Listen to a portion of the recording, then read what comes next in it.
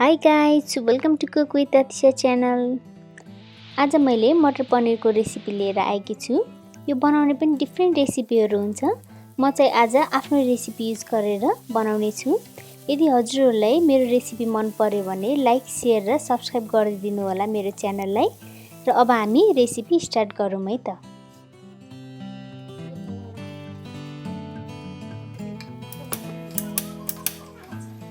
अब चाहिँ हामीले एउटा प्यान बसाल्ने। प्यान तातिसकेपछि मैले चाहिँ थोरै खाने तेल राखेकी छु।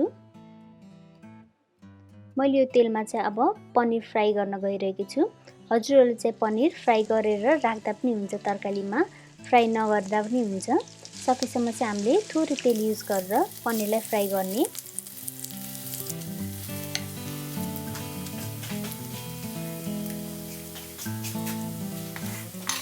अब पनिर मजाले फ्राई भइसकेपछि मैले चाहिँ सबै पनिरलाई निकाल्छु।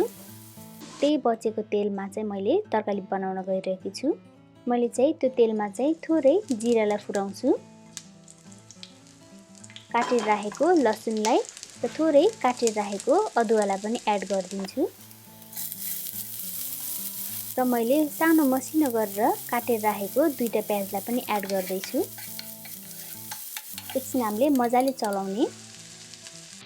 मैले चाहिँ दुईटा जति हरियो खुर्सानीलाई एड गरेकी छु। हजुरहरूले रातो खुर्सानी पनि एड गर्न सक्नुहुन्छ यसमा। मैले चाहिँ अब 1 चम्चा जति जिराको पाउडर, 2 चम्चा जति नुन, 1 चम्चा जति बेसारलाई पनि एड गरेकी छु मैले। एकछिन हामीले मजाले चलाउने। त्यसपछि चाहिँ मैले राम्रोसँग पखालेर राखेको आधा कचौरा जति हरियो मटरलाई पनि एड गरेकी छु। मैले चाहिँ आधा कप जति पानी राखेर एकछिन मजाले पकाउँछु।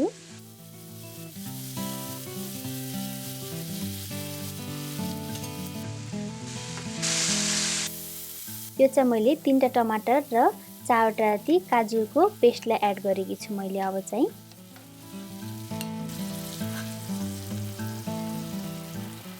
अब हामीले फर्स्टमा फ्राई गरेर राखेको पनिरलाई पनि एड गरिदिने।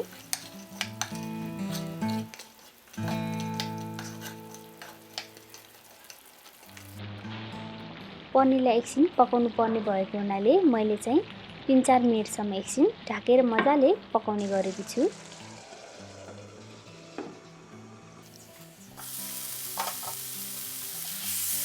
अब हेर्नु त हाम्रो टमाटर पनि मजाले सुकिसकेको छ। अब चाहिँ मैले आधा कप जति पानीलाई फेरि एड गरेर एकछिन 4-5 मिनेटसम्म मजाले पकाउने छु। हेर्नु त हाम्रो मटर पनिर पनि कस्तो यम्मी यम्मी देखेको छ।